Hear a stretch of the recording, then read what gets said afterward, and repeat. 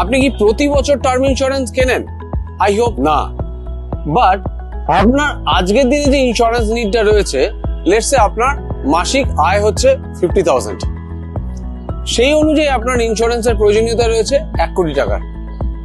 কিন্তু পরের বছর বা আজ থেকে 5 বছর পর যখন আপনার ইনকাম বেড়ে 60,000 টাকা হবে, বা 10 বছর পরে ইনকাম বেড়ে 70,000 টাকা হবে, তখন কি আবারও আপনি টার্ম ইন্স্যুরেন্স কিনবেন নিজের ফ্যামিলিকে প্রোটেক্ট করবার জন্য?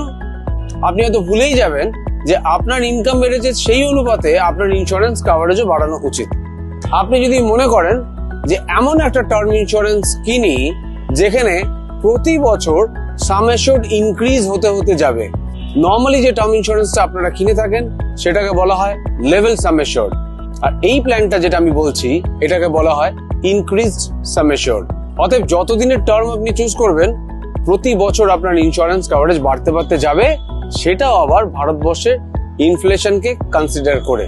অতএব বিং আ স্মার্ট ইনভেস্টর, আপনি যদি এই প্ল্যানটা নেন তাহলে সেম প্রিমিয়ামই থাকবে, কিন্তু প্রত্যেক বছর ইনকাম বাড়তে বাড়তে যাবে, যেটা কিনা আপনার জীবনের সঙ্গে খুবই প্রয়োজনীয়।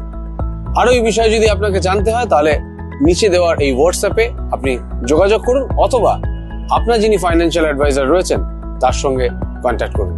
Thank you.